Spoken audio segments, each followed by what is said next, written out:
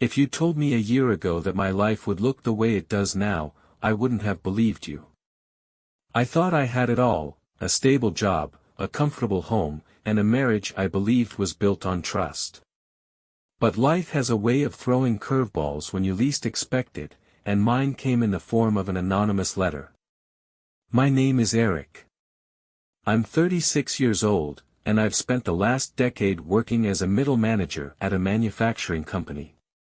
It's not the most glamorous job, but it's steady, and it's helped me and my wife, Rachel, build a good life together. Rachel, 34, works as an event planner. She's always had a knack for organization and creativity, and I've admired the way she juggles her demanding clients with grace. We've been married for 10 years, and for the most part, I thought we were happy.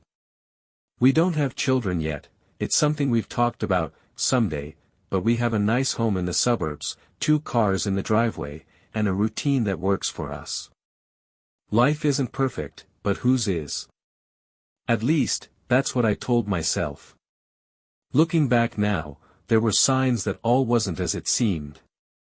Rachel had been pulling away, little by little, in ways that were easy to ignore at first. She'd stay late at work more often than usual, citing demanding clients or last-minute changes to events. She'd started guarding her phone more closely, keeping it face down on the table or slipping it into her purse whenever I was nearby. I brushed it off. She's busy, I thought. Stressed. Work has been demanding lately. I didn't want to be the paranoid husband questioning every move. I trusted Rachel. That trust began to crack the day the letter arrived. It was an ordinary weekday evening. I came home from work, sorted through the mail, and there it was, a plain white envelope with my name handwritten on the front. No return address, no markings to indicate who sent it. Curious, I opened it. What I read made my heart stop. The letter was short but detailed, claiming Rachel was having an affair with someone I knew. It didn't specify how the writer knew, but it mentioned specific dates and locations, details too precise to ignore. At first, I felt disbelief. This had to be a joke, a cruel prank. But as I reread the letter, doubt began to creep in. Could it be true? Was this the explanation for Rachel's late nights and secretive behavior? I wanted to tear the letter up, to throw it away and pretend I'd never seen it. But I couldn't. Instead, I slipped it back into the envelope and tucked it away in my desk drawer. The questions it raised wouldn't leave me. After the letter arrived, it felt like a switch had been flipped in my mind. The unease that I had pushed aside for months now consumed me, and every little action of Rachel seemed to take on a new meaning. I began to notice things I had previously dismissed. Rachel had always been meticulous about her appearance, but lately, she'd been putting in extra effort, new outfits, frequent salon visits, and makeup even on days when she wasn't meeting clients. I told myself it was just part of her job, after all, she had to present herself well for her work. But now, I wasn't so sure. Then there were the phone calls. She'd step into another room or go outside to take them, speaking in hushed tones. When I'd ask who it was, she'd say it was a client or a friend and brush it off like it was nothing. Work is crazy right now, she'd say, forcing a tired smile. I wanted to believe her. I really did. But the seeds of doubt had already been planted, and the letter had watered them. One evening, she came home later than usual, claiming an event had run long. She was still dressed in the sleek black dress she'd worn that morning, but there was something different about her, an energy I couldn't place. How was the event? I asked as casually as I could, watching her as she kicked off her heels. Exhausting, she said, sinking into the couch. Clients can be so demanding sometimes. Her answer seemed normal enough, but I noticed she avoided eye contact. Did everything go smoothly? I pressed, trying to gauge her reaction. Yeah, Mostly, she said, waving a hand dismissively. Just a lot of last-minute changes, you know how it is. I nodded, pretending to be satisfied with her response, but my gut told me otherwise. The tipping point came a few days later. I was working from home when the mail arrived. I'd almost forgotten about the anonymous letter tucked away in my desk, but the sight of the mail carrier walking up the driveway brought it rushing back to my mind. I retrieved the mail, flipping through the usual stack of bills and flyers, and my heart sank when I saw another plain white envelope with my name on it. This time, the letter contained more details. It listed a specific date and time, claiming Rachel had met her supposed lover at a restaurant across town. The letter even described the man, a neighbor I'd occasionally chatted with at block parties. His name was Tom. I sat down at the kitchen table, the letter trembling in my hands. Could this really be true? Was Rachel meeting Tom behind my back? The thought felt absurd, like something out of a bad soap opera. But the specificity of the letter was hard to ignore. I decided then and there that I couldn't dismiss this anymore. If Rachel was hiding something, I needed to know the truth. After the second letter arrived, I knew I couldn't let it go. The thought of Rachel sneaking around with someone else, someone I knew, no less, gnawed at me. If the accusations were true, I couldn't allow myself to be in the dark any longer. I started paying closer attention to Rachel's behavior, hoping to either confirm or disprove the claims in the letter. The small things I'd noticed before became impossible to ignore. She was dressing differently, and not just for work. Her casual outfits, sweatpants and t-shirts, were now replaced by fitted jeans, flattering tops, and jewelry she rarely wore before. When I commented on it, she'd shrug and say, "I just felt like putting in some effort today." She also seemed more protective of her phone than ever. If I happened to glance her way while she was texting, she'd lock the screen or angle it out of view. One night, as we sat watching TV, I noticed her phone light up with a notification. She picked it up quickly, read the message, and tucked the phone under a cushion. "Who was that?" I asked, trying to sound nonchalant. "Just work stuff," she replied, not looking at me. "Work at this hour?" I pressed, though my tone remained casual. She sighed, clearly annoyed. "Event planning doesn't stick to a 9 to 5, Eric. You know that." Her answer was plausible, but her tone wasn't. She was defensive, as though my simple question had struck a nerve. The following Saturday, she told me she had a meeting with a new client and would be gone for most of the afternoon.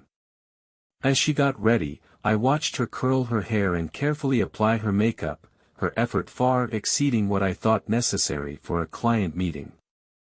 "What's the meeting about?"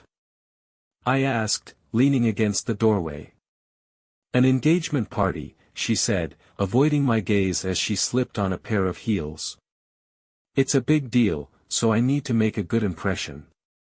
Her answer was convincing, but it didn't sit right with me. After she left, I debated what to do. Part of me wanted to trust her, to believe this was all just paranoia fueled by those letters. But another part of me couldn't let it go. Against my better judgment, I decided to follow her. I waited about 15 minutes after she left before grabbing my keys and heading out. I felt a pang of guilt as I started the car, but it was quickly overshadowed by the need to know the truth. I kept a safe distance, careful not to let her see me as I tailed her through the city. My heart raced as she pulled into the parking lot of a small restaurant, not an office building or a client's home, but a restaurant. I parked far enough away to avoid being noticed and watched as she stepped out of the car, adjusting her dress. Moments later, another car pulled up, and Tom, our neighbor, stepped out. I froze. They greeted each other warmly, and though I couldn't hear their conversation, their body language spoke volumes. They smiled, laughed, and walked into the restaurant together, their closeness far too intimate for mere acquaintances. I sat in my car, gripping the steering wheel as anger and heartbreak surged through me. The letters had been right. Rachel was having an affair. Sitting in my car, watching Rachel and Tom disappear into the restaurant, I felt like my world had been turned upside down. My mind raced as I tried to process what I'd just seen. The laughter, the smiles, the way they leaned in close, it wasn't the kind of interaction you'd expect from two people meeting for a simple business discussion. I wanted to burst into the restaurant, confront them right there, and demand answers. But something stopped me. Maybe it was the fear of causing a scene or the realization that I didn't have all the facts yet. Whatever it was, I stayed put, my hands gripping the steering wheel as if it were the only thing tethering me to reality. After a few minutes, I decided I needed to confirm my suspicions. I wasn't going to act on a hunch, no matter how strong it was. I needed evidence. I pulled out my phone and opened the camera app, taking a few discreet photos of Rachel and Tom through the restaurant's large front windows. They were seated at a table by the window, laughing over what looked like glasses of wine. She looked relaxed, happy, even radiant, so different from the guarded, distant person she had been at home. The sight made my stomach churn. I stayed in the car for nearly an hour, watching as they ate, talked, and occasionally leaned in close to each other. My emotions swung wildly between anger, sadness, and disbelief. This was the woman I'd loved for 10 years, the woman I thought I knew better than anyone. When they finally left the restaurant, they lingered in the parking lot for a moment before going their separate ways. Tom walked back to his car, and Rachel headed to hers, looking around briefly before getting in. For a moment, I thought she might have spotted me, but she didn't seem to notice. I followed her at a distance as she drove home, my thoughts a whirlwind. By the time I pulled into the driveway, she was already inside, her car parked neatly in its usual spot. I sat in my car for a long time, trying to figure out what to do next. The evidence was there, the letters, the restaurant, the photos, but I still couldn't wrap my head around it. When I finally walked into the house, Rachel greeted me with a smile, as if nothing had happened. She was in the kitchen, chopping vegetables for dinner. "How was your day?" she asked, her tone light and casual. I stared at her, feeling a surge of anger that I struggled to contain. "Fine," I said shortly, my voice betraying none of the storm brewing inside me. She glanced at me, her brow furrowing slightly. "You okay?"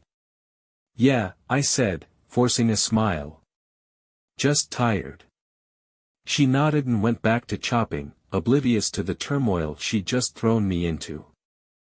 I walked upstairs and closed the door to my office, pulling out my phone to look at the photos again. There was no denying it now.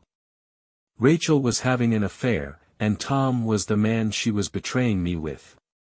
I sat there for hours, staring at the photos, rereading the letters, and trying to figure out what to do next. Confront her? Talk to Tom? Or keep digging for more proof? For now, I decided to wait. I needed to approach this carefully, to make sure she couldn't twist the truth or deny what I'd seen. This wasn't over. Not by a long shot. For the next few days, I barely spoke to Rachel. I couldn't bring myself to look at her the same way, but I also wasn't ready to confront her outright. I needed to process everything, her betrayal, the letters, and what I had seen at the restaurant. Rachel, for her part, seemed oblivious. She went about her routines as usual, occasionally asking if I was okay when she noticed my quiet demeanor. Work stress was the excuse I gave, and she didn't push further. I spent my evenings in my office, staring at the evidence I'd gathered. The photos of Rachel and Tom laughing over glasses of wine, the details in the anonymous letters, and the changes in her behavior, it all added up to one undeniable conclusion. I thought about confronting Tom first. He wasn't just a neighbor, he was someone I'd trusted. We'd shared beers during block parties and chatted about sports in our driveways. The thought of him betraying me like this made my blood boil. But Rachel was my wife. She was the one I needed to hear the truth from first. One evening, after she came home from work, I decided I couldn't wait any longer. I watched her as she placed her bag on the counter and poured herself a glass of water. She looked so calm, so ordinary. It was hard to reconcile that image with the person I'd seen at the restaurant. "Rachel," I said, my voice steady but firm. She looked up, surprised by my tone. "Yeah. We need to talk," I said, motioning for her to sit down at the kitchen table. Her brow furrowed, but she complied, sitting across from me. "What's going on?" I took a deep breath, the weight of what I was about to say pressing down on me. "I got a letter. 2, actually. They weren't signed, but they had some interesting claims about you." Her eyes widened, and I saw a flicker of panic before she quickly masked it with confusion. "A letter? What kind of claims?" I pulled the first letter from my pocket and slid it across the table. "Why don't you read it yourself?" She hesitated before picking it up, her hands trembling slightly as she unfolded the paper. Her eyes scanned the words, and her face went pale. "This is ridiculous," she said, dropping the letter onto the table. "Someone's trying to stir up trouble. You don't actually believe this, do you?" "I didn't at first," I said, leaning forward. "But then I started noticing things, your late nights, your phone, how secretive you've been. And then I saw you with Tom." Her mouth opened, but no words came out. "I followed you on Saturday," I continued. "I saw you meet him at the restaurant. I took photos, Rachel. Don't even try to deny it." She buried her face in her hands, her shoulders shaking. For a moment, I thought she was crying, but when she looked up, her face was a mixture of guilt and desperation. "It's not what you think," she said, her voice trembling. "Tom and he's just a friend. We were catching up. That's all. Don't lie to me," I snapped, my voice rising. "I've seen the way you look at him. I've seen the messages." Her expression crumbled, and she broke down into tears. "I'm sorry," she sobbed. "I didn't mean for it to happen. It just did." Her admission hit me like a punch to the gut. Hearing her say the words made it all the more real. "How long?" I asked, my voice barely above a whisper. "Eric, please," she pleaded, reaching for my hand, but I pulled away. "How long?" I repeated, my tone cold. She hesitated before finally answering. "A few months." The room spun, and I had to grip the edge of the table to steady myself. A few months. She had been lying to me, betraying me, for months. I stood up, my chair scraping loudly against the floor. "I can't do this right now," I said, my voice shaking. "I need some time to think." Before she could respond, I walked out the door, leaving her sitting there with her guilt and tears. I drove aimlessly for what felt like hours after walking out of the house. The roads were a blur, and the only sound in the car was my own heavy breathing. Rachel's admission played over and over in my head like a broken record. A few months.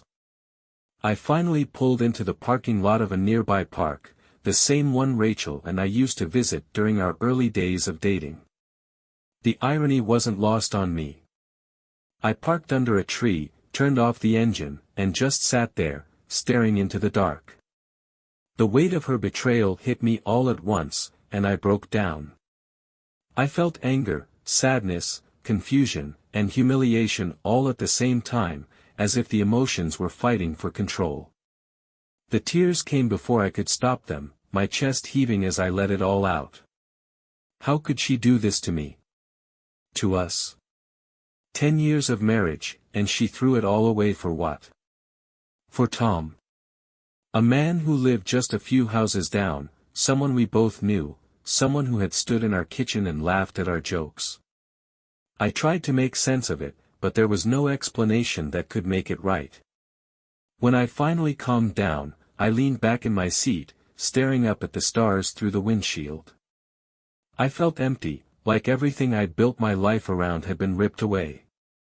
I thought about the years Rachel and I had spent together. The vacations, the anniversaries, the quiet nights on the couch watching movies. It all felt like a lie now, tainted by her actions. But then, another thought crept in. Was this my fault? Had I failed her in some way? Had I been so focused on work, on routines, that I hadn't noticed her slipping away? The self-doubt was suffocating. I replayed every argument we'd had, every moment I might have missed a sign. I wanted to believe I had been a good husband, but now I wasn't so sure. The sun was beginning to rise when I finally drove home. My head felt heavy, my eyes burning from lack of sleep. I didn't know what I was going to say to Rachel, but I knew I couldn't avoid her forever. When I walked through the door, the house was silent. Rachel was asleep on the couch, her face streaked with dried tears. Seeing her like that stirred a mix of emotions in me, anger at what she had done, sadness for what we'd lost, and a small, painful flicker of love that refused to die. I went upstairs to the bedroom, closing the door behind me. I needed time to think, to process everything before deciding what to do next. The morning after Rachel's confession felt surreal, as if I were moving through a fog. Every glance at her, every sound she made, felt heavier, tinged with the knowledge of what had happened. She looked worn and broken, her usual confidence replaced by a cautious fragility. We avoided each other for most of the day. I stayed upstairs, tinkering with meaningless tasks while she lingered in the kitchen, tidying and pretending to keep busy. The silence between us was unbearable, a chasm that neither of us knew how to cross. Finally, as evening fell, Rachel knocked softly on the door to my office. "Eric," she said hesitantly, her voice trembling. "Can we talk?" I stared at her for a long moment, debating whether I had the energy for another conversation. But I knew we couldn't avoid it forever. "Come in," I said, my voice flat. She stepped inside, clutching a tissue in her hand. "I know I've hurt you. I know I've broken your trust. But I need you to understand. I never meant for this to happen." I scoffed, unable to hide my frustration. "You didn't mean for it to happen. Rachel, you carried this on for months. That's not a mistake, it's a choice." Her eyes filled with tears, and she nodded. "You're right. It was a choice, and it was the wrong one. I don't have any excuse for what I did, but I want to try to make it right. I'll do anything, Eric. Therapy, counseling, whatever you need." Her desperation was palpable, and for a moment, I almost felt sorry for her. Almost. "I don't know if this can be fixed," I admitted, leaning back in my chair. "You didn't just cheat on me, Rachel. You lied to me every day for months. How am I supposed to trust anything you say?" She wiped her eyes, her hands trembling. "I'll prove it to you. I'll do whatever it takes to earn your trust back. I've already ended things with Tom. I blocked his number. I haven't talked to him since before you found out." Her words hit me like a punch to the gut. She was saying the right things, but they felt hollow. How could I believe her now?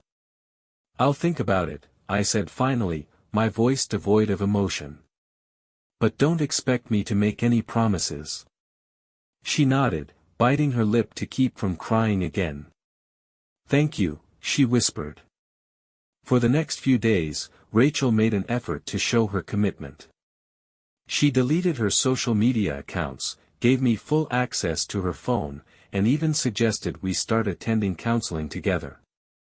I went along with it, not because I was convinced it would work, but because I needed time to figure out what I wanted. But no matter how hard she tried, the doubt lingered. The image of her with Tom, the lies she had told, and the details in the anonymous letters, they played on a loop in my mind, refusing to let me move forward. I wondered if I was just prolonging the inevitable. Rachel's attempts to prove her commitment became a routine. She would share her schedule with me every morning, keep her phone unlocked and within reach, and constantly ask how I was feeling. On the surface, it seemed like she was doing everything she could to repair the damage. But something didn't feel right. Her efforts felt rehearsed, like she was checking items off a list rather than genuinely trying to rebuild trust. And while she had blocked Tom's number, I couldn't shake the nagging feeling that their connection wasn't as severed as she claimed.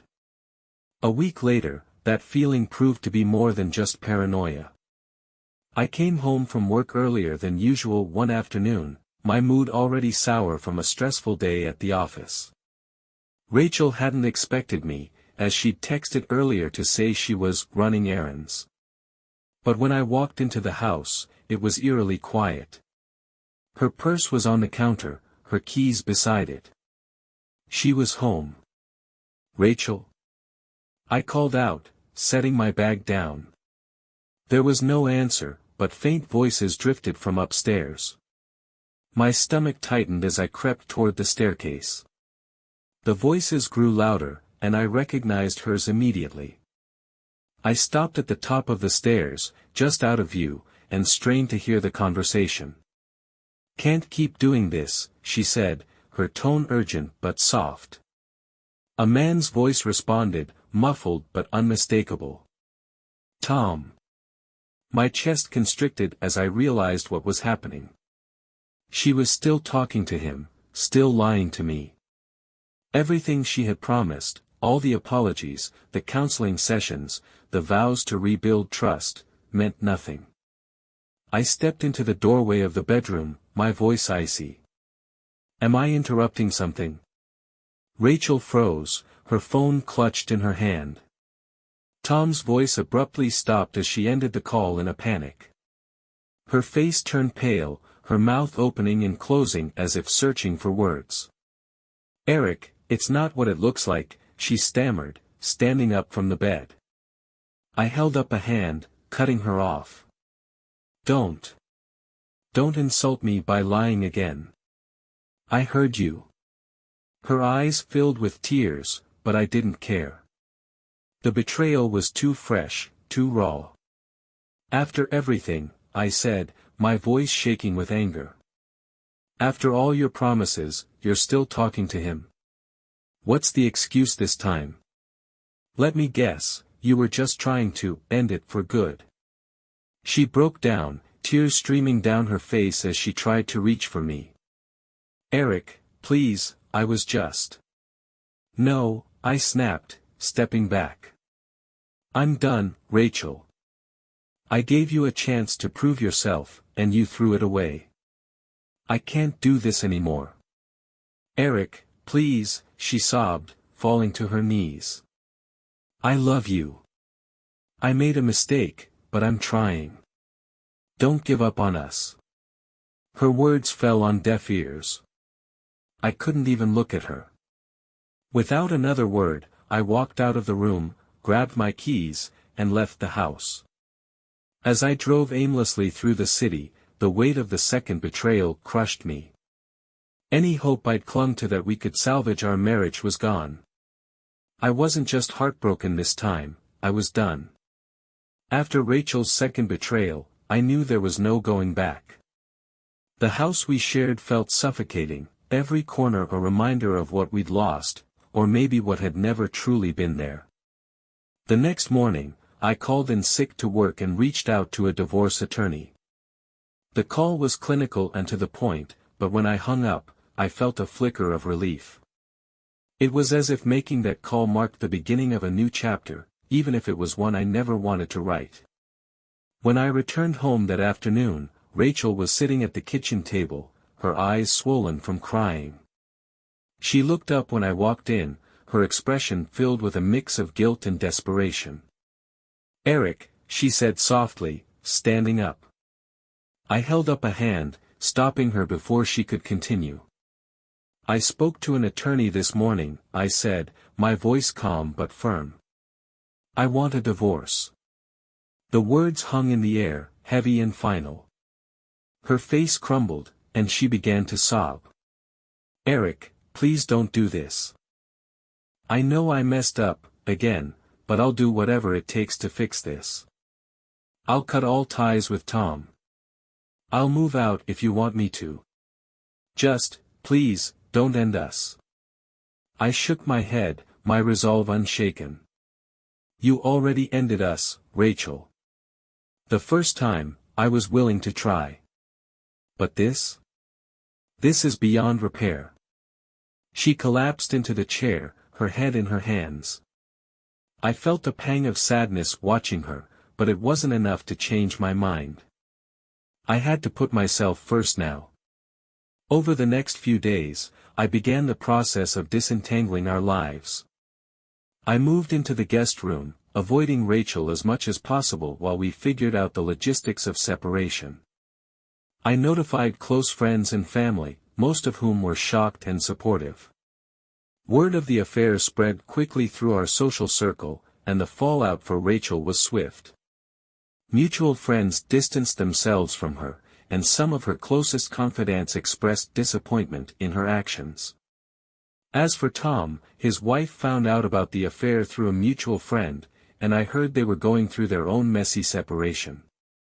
One evening, as I sat in the living room scrolling through my phone, I received a text from Mark, my best friend. "I heard about everything, man. I'm so sorry. Let me know if you need anything."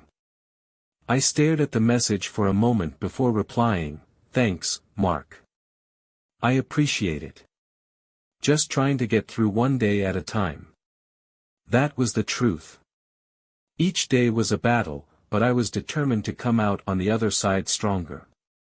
Rachel, meanwhile, began to unravel. Her work suffered as word of the affair spread, and several of her clients dropped her, citing a lack of trust. She spent most of her time in the house, trying to salvage what little she could of her reputation. But as much as her actions had hurt me, I couldn't bring myself to feel anything beyond indifference. She had made her choices, and now she was facing the consequences. For the first time in months, I began to feel a sense of clarity. In the weeks that followed, I threw myself into the process of rebuilding my life. The divorce papers had been filed, and Rachel moved out, leaving behind an eerily quiet house. It was strange at first, waking up to the emptiness, but over time, the silence became a comfort rather than a burden. One of the first things I did was change the house. I rearranged the furniture, painted the walls a different color, and got rid of anything that felt tied to Rachel. The physical act of transforming the space mirrored the internal work I was doing, clearing out the hurt and making room for something new. Mark, my best friend, became my anchor during this time. He dragged me out for drinks, signed us up for a local recreational soccer league, and even convinced me to join a gym with him. "You've spent too much time in your head," he said one night over beers. "It's time to start living again." He was right. The gym became my escape, a place where I could channel my anger and sadness into something productive. I started running in the mornings, the rhythmic pounding of my feet on the pavement a reminder that I was still moving forward, even if it didn't always feel like it. Work also became a refuge. I took on new projects, pouring my energy into improving my skills and building connections. For the first time in years, I felt like I was working for myself, not just going through the motions of a job. My family rallied around me too. My mom invited me over for Sunday dinners, my dad offered quiet but steady support, and my sister checked in regularly to make sure I was okay. Their love reminded me that I wasn't as alone as I sometimes felt. As for Rachel, I heard bits and pieces about her through mutual friends. Her work continued to suffer, and she struggled to rebuild her reputation. Tom had disappeared from the neighborhood, his own marriage in shambles. One day, I received an email from Rachel. It was short and simple. "Eric, I just wanted to say I'm sorry again. I know I don't deserve forgiveness, but I hope one day you can find peace. I'll always regret what I did to us." I stared at the screen for a long time before responding. Finally, I typed, "Thank you for the apology. I hope you find peace too." It wasn't closure exactly, but it was enough. I realized then that I wasn't angry anymore. The pain was still there, but it didn't consume me the way it had before. I was healing.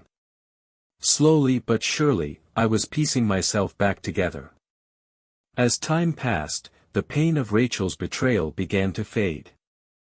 It wasn't that I forgot what happened, it's not the kind of thing you can erase, but I stopped letting it define me. I had spent months trying to make sense of her choices, questioning my worth and my role in what happened. But now, I saw things more clearly. Rachel's affair wasn't about me. It was about her. Her insecurities, her choices, her inability to face whatever was missing in her life. Recognizing that truth felt like shedding a heavy weight I'd carried for far too long. I focused instead on the new life I was building. The gym became more than just a routine, it became a source of confidence.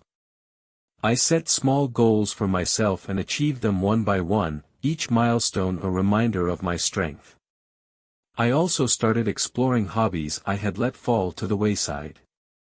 Photography, something I'd dabbled in during college, became a passion again. I bought a new camera and spent weekends hiking trails and capturing landscapes. There was something therapeutic about framing the world through a lens, finding beauty in even the simplest moments. Socially, I reconnected with old friends and made new ones through the soccer league Mark had roped me into. At first, it was just a way to pass the time, but I found myself genuinely enjoying the camaraderie and laughter. Work, too, began to flourish. My renewed focus led to a promotion, something I hadn't been actively chasing but welcomed nonetheless. The recognition felt like validation that I was moving in the right direction. Every now and then, I'd hear updates about Rachel. A mutual friend mentioned that she had moved to a different part of the city and was trying to restart her career. She was still struggling, and while I didn't wish her harm, I felt no urge to reach out. One evening, as I sat on the porch with Mark, sipping a beer and watching the sunset, he turned to me with a grin. "You've come a long way, man," he said. "A year ago, you were a wreck. Now, look at you. You're doing better than ever." I smiled, letting his words sink in. He was right. I wasn't the same person I had been when this all started. The heartbreak, the betrayal, they had changed me, but not in the way I feared. They had made me stronger. Sitting here now, looking back on everything that's happened, I realize how far I've come. A year ago, I was a broken man, blindsided by betrayal and consumed by questions I thought I'd never answer. But now, I can see the experience for what it was, a turning point, not an ending. Rachel's affair devastated me, but it also forced me to confront truths about myself and my life. I had been coasting, content in the safety of routine, but I wasn't truly growing. Her betrayal, as painful as it was, became the catalyst for change. I learned that healing isn't a straight path. There were days when I felt strong, ready to move on, and days when the memories would hit me like a wave, pulling me under. But each step forward, no matter how small, mattered. I've also learned the importance of self-worth. For so long, I questioned what I had done wrong, what I could have done differently to prevent Rachel's choices. But the truth is, her actions were hers alone. My worth isn't tied to someone else's mistakes, and I'll never let myself forget that again. Forgiveness was another lesson. Not the kind of forgiveness that erases the past or excuses what happened, but the kind that allows you to let go of anger and resentment. I forgave Rachel, not for her sake, but for mine. Holding on to that pain would have only hurt me in the end. Life looks different now, and that's okay. The house feels like mine again, filled with new memories and goals. My weekends are spent hiking trails, capturing photos, or laughing with friends over beers. I've even started dating again, cautiously but optimistically. If there's one thing I've learned from all of this, it's that endings aren't always bad. Sometimes, they're the beginning of something better, something stronger. I don't know what the future holds, but I do know this: I'm ready for it. And for the first time in a long time, I feel at peace. Sometimes, life breaks you to help you rebuild. And now, I'm stronger than ever.